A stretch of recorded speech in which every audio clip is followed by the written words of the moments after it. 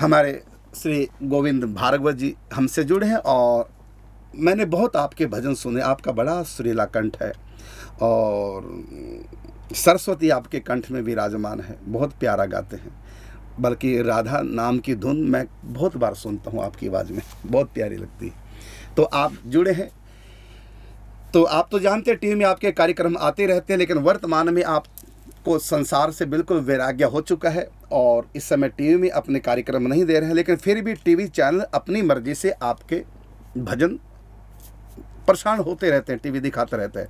लेकिन आप सबसे वैरागी होकर के और अपना घर बार भी त्याग करके वर्तमान में 10 सालों से आप अखंड वृंदावन का वास कर रहे हैं और ये आपके ऊपर विशेष कृपा है। तो चर्चा करते हैं कि आपकी इतनी लगन जो लगी है, और ऐसा कि हमने सुना कि आपका संसार में बिल्कुल ही मन नहीं था और मैं घर बसाऊं, मैं भी संसार की तरह जीवन जीऊं, मेरा भी आगे वंश परंपरा चले, ये सब आपके मन में न हो करके और भक्ति की लगन, और वर्तमान में तो 10 सालों से वृंदावन का आप वास कर रहे हैं। तो ये इतनी जो लगन आपकी लगी है, तो ये बचपन से थी कि बाद में? महाराज जी, सर्वप्रथम तो आपके चरणों में कोटि कोटि प्रणाम।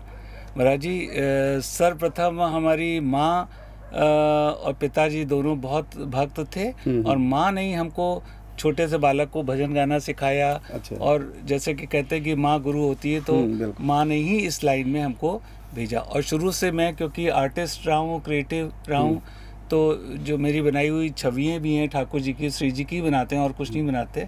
वैसे मैंने प्रोफेशनली कोर्स किया दिल्ली में। अच्छा। 79 में तक किया, 5 साल का अप्लाइड आर्ट कोर्स किया। लेकिन मैं ठाकुर जी के चित्र बनाता हूँ, वो अपने मन से बनाता हूँ।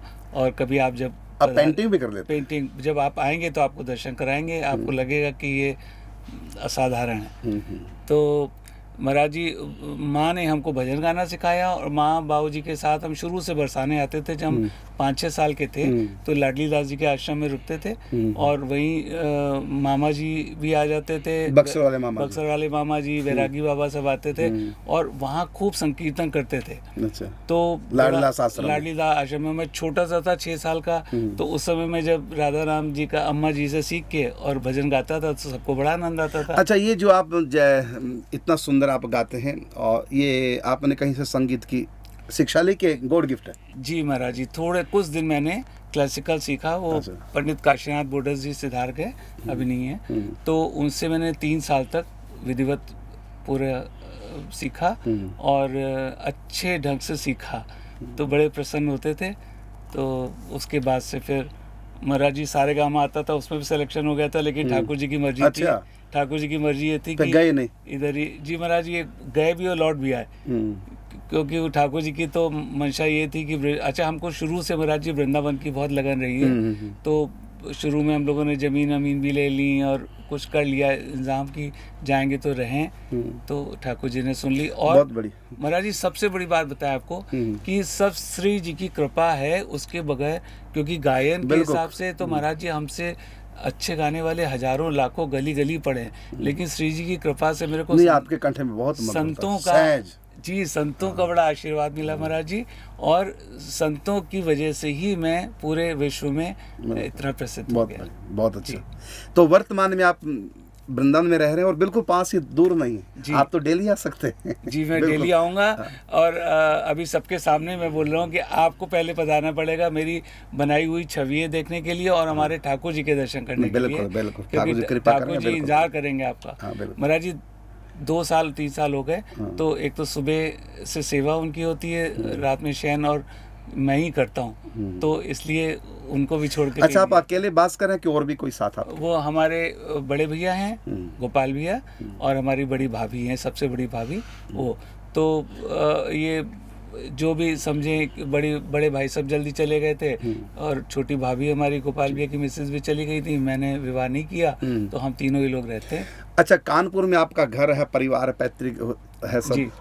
तो वृंदावन का वास जो आपने सोचा जी, है ना, अपने घर परिवार से सबसे दूर होकर के, तो वृंदावन की महिमा इतनी आपके हृदय में, तो ये कहीं पढ़ा, आपने सुना या कुछ प्रेरणा मिली किसी संत से? ये सब माँ से और मेरे सदगुरु से। अच्छा। तो माँ तो आपके गुरुदेव भगवान गुरुदेव भगवान हमारे बाबा पुरुषोत्तम दास जी महाराज जय सिंह गिरा वाले, तो वो महाराज जी से, अच्छा महाराज जी हम लोग आते थे बरसाना ना, तो परिक्रमा लगती थी राधा मंदिर की, तो गहवर वन की परिक्रमा जब करते थे तो महाराज जी के उस समय महाराज जी का स्वरूप तो गजब का था। जब हाथ उठा के ऊपर कीर्तन करते थे तो साक्षात महाप्रभु जी लगते थे। मैं उनके साथ साथ छोटा सा बालक था, बीच में चालू हो जाता था तो बच्चा समझ के लोग माइक दे देते थे, मैं सवैया गाता था खूब, तो महाराज जी बहुत प्यार करते थे। तो एक बार बस महाराज जी से हमने कहा महाराज जी मेरा मन है कि हम आपके कृपा पात्र बने, तो बोले चल अभी तू चल। तो बरसाने से हमको पकड़ के गाड़ी में बिठा के वृंदावन लाए थे, और वृंदावन में उन्होंने अपने आप, मेरे पास कोई सामग्री नहीं थी, अपने आप दीक्षा दी और बहुत कृपा रखी महाराज जी। चलो, बिना कृपा के तो कुछ संभव ही नहीं है। अध्यात्म में कहा ना कि जिसके ऊपर भगवान विशेष कृपा करते हैं, अतिशय कृपा करे न कहे, अतिशय कृपा जाहि पर होई, पाँव देत एहि मार्ग सोई। कृपा नहीं बल्कि अति नहीं बल्कि अतिशय कृपा जाहि पर होई, पाँव देत यही मार्ग सोई। ये कृपा का रास्ता है, साधन साध्य नहीं, कृपा साध्य। बिल्कुल आपने ठीक कहा।